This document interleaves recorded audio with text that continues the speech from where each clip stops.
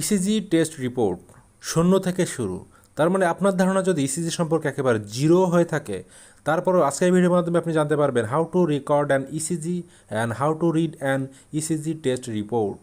আজকের ভিডিওর জন্য স্পেশালি রিকোয়েস্ট করেছিলেন শিশির আহমেদ ভাই, লিখেছিলেন, sir, ECG report explanation is essential for us, hope you will be enough kind to discuss it. আমি উত্তর করেছিলাম, thank you dear, I will try to discuss about it. এছাড়াও রিয়াজুল ইসলাম ভাই এবং এমডি মোশাররফ হোসেন ভাইও রিকোয়েস্ট করেছিলেন। তো আজকের ভিডিওটি স্পেশালি আপনাদের জন্য। তাহলে চলুন আর কথা না বাড়িয়ে আমরা মূল টিউটোরিয়ালটি শুরু করি। প্রথমে আমরা একটু জেনে নিব ইসিজি কেন করা হয়।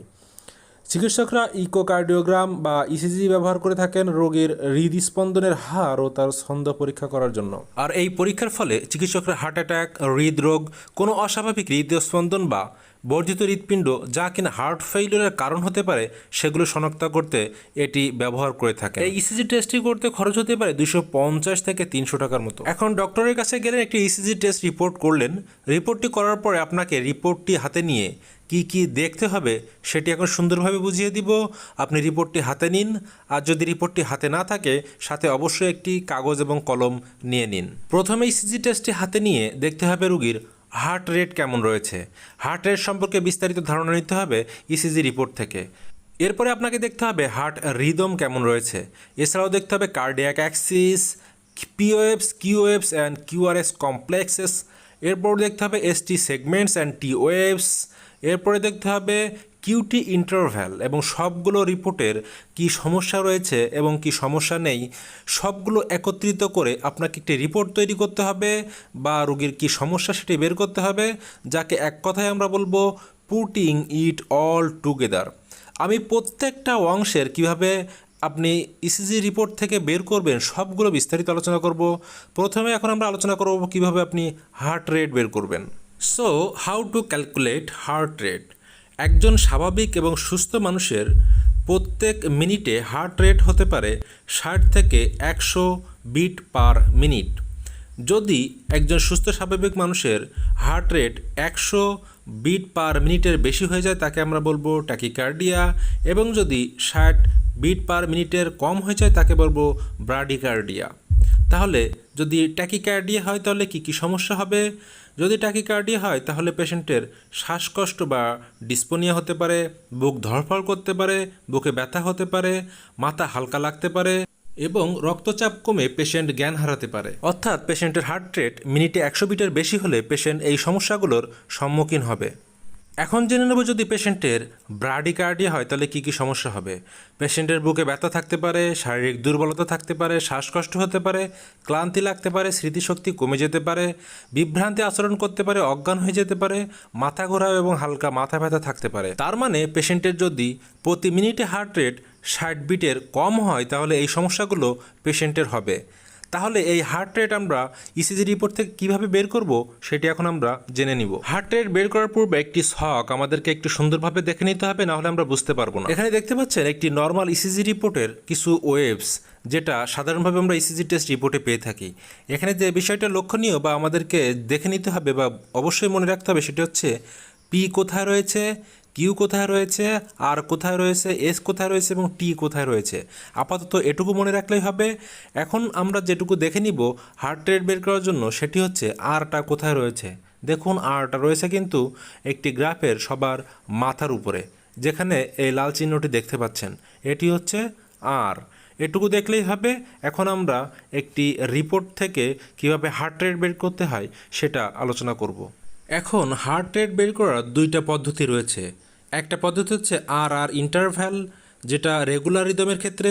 2 নম্বর পদ্ধতি হচ্ছে কিউআরএস কমপ্লেক্সেস, যেটা ইরেগুলার রিদমের ক্ষেত্রে। তাহলে আমরা এখন জেনে নেব ইরেগুলার এবং রেগুলার দুইটা রিদম কি। এখন আমরা দুইটা চিত্র একটু দেখে নেই। এখানে প্রথম চিত্রটি দেখতে পাচ্ছেন রেগুলার হার্ট রিদম এবং 2 নম্বর চিত্রটি দেখতে পাচ্ছেন ইরেগুলার হার্ট রিদম। প্রথম চিত্রটি কেন রেগুলার হার্ট রিদম? কারণ আর আর দুইটা আর এর মাঝখানে কিন্তু সমানভাবে জায়গা রয়েছে এবং প্রত্যেকটা ছকের মাঝখানে সমান জায়গা রয়েছে, যেটি খালি চোখে দেখলেও বোঝা যাচ্ছে রেগুলার হার্ট রিদম। কিন্তু 2 নম্বর চিত্রটা দেখতে পাচ্ছি আমরা, প্রথমে রয়েছে একটু ছোট জায়গা, তারপর রয়েছে অনেক বড় জায়গা, তারপর রয়েছে তার থেকে আরও একটু ছোট জায়গা। তার মানে এখানে হার্ট রেটটা রেগুলার আসেনি, যেটাকে বলা হয় ইরেগুলার হার্ট রিদম। তাহলে রেগুলার এবং ইরেগুলার হার্ট রিদম কেমন হয় এটি সম্পর্কে আমরা বুঝতে পারলাম। আগে যে সূত্র দুইটি লিখে রেখেছিলাম ওই সূত্র দুইটি দিয়ে এখন আমরা হার্ট রেট কীভাবে বের করতে হয় দেখে নিব। প্রথমে দেখে নিই একটু রেগুলার হার্ট রেটের ক্ষেত্রে। এই ছকটি হচ্ছে রেগুলার হার্ট রেট। এই ছকটির আর এবং আর এই দুইটির মাঝখানে লার্জ স্কোয়ার মানে বড় স্কোয়ার ঘর রয়েছে 7টি। তাহলে আমরা এখন 300কে 7 দিয়ে ভাগ করব এবং ভাগ করার পরে যে রেজাল্টটা আসবে সেটা হচ্ছে পেশেন্টের হার্ট রেট। তার মানে এখানকে 300কে 7 দিয়ে ভাগ করার পর পেশেন্টের রেজাল্ট আসছে 48 বিট পার মিনিট, অর্থাৎ প্রতি মিনিটে পেশেন্টের হার্ট রেট 48 বিট। তাহলে এটি হচ্ছে ব্র্যাডিকার্ডিয়া। তাহলে এখানে যদি লার্জ স্কোয়ার 7টা না এসে 4টা আসতো তাহলে কিন্তু 300কে 4 দিয়ে ভাগ করলে রেজাল্ট আসে 75। তার মানে পেশেন্টের কোনো সমস্যা হয়নি আমরা মনে করতাম। এখন আলোচনা করব পেশেন্টের যদি রেগুলার হার্ট রেট না হয়ে ইরেগুলার হার্ট রেট আসে তাহলে আমরা কীভাবে নির্ণয় করব। এটি নির্ণয় করতে হবে কিউআরএক্স কমপ্লেক্সেসের মাধ্যমে। এখানে যে রিপোর্টটি দেখতে পাচ্ছেন এই ইসিজিটি হচ্ছে ইরেগুলার হার্ট রেটের ইসিজি। যদি ইরেগুলার হার্ট রেট আসে তাহলে আমরা 10 সেকেন্ড কাউন্ট করব, যেটি 50টি লার্জ স্কোয়ারের সমান। তাহলে 50টি লার্জ স্কোয়ারের ভিতরে কয়টি কিউআরএক্স কমপ্লেক্স রয়েছে আমাদেরকে দেখে নিতে হবে। এখানে কিন্তু 50টি লার্জ স্কোয়ারের ভিতরে কিউআরএক্স কমপ্লেক্স রয়েছে মোট 11টি। তাহলে এই 11কে আমরা 6 দ্বারা গুণ করব। 11কে 6 দ্বারা গুণ করলে রেজাল্ট আসবে 66 বিট পার মিনিট। তাহলে পেশেন্টের এখানে heart rate 66 beat per minute. তাহলে পেশেন্টের হার্ট রেট ঠিক রয়েছে। আশা করি আপনারা কীভাবে হার্ট রেট বের করবো একটি ইসিজি রিপোর্ট থেকে খুব সুন্দরভাবে বুঝতে পেরেছেন। তারপরে কোনো সমস্যা থাকলে অবশ্যই কমেন্টে জানাবেন। আর একটি হোমওয়ার্ক আমি আপনাদেরকে দিয়ে দিব। এখানে রেগুলার এবং ইরেগুলার দুইটা ইন্টারভ্যালই থাকবে। যদি রিপোর্টটা থেকে আপনার হার্ট রেট বের করতে পারেন তাহলে আমি মনে করব আমার আজকের ভিডিওটি সফল হয়েছে। আর পরের ভিডিওতে আলোচনা করব কীভাবে হার্ট রিদম বের করতে হয়। পরের ভিডিওতে দেখতে চাইলে অবশ্যই চ্যানেলটি সাবস্ক্রাইব করে রাখুন এবং সবার সঙ্গে ভিডিওটি শেয়ার করুন।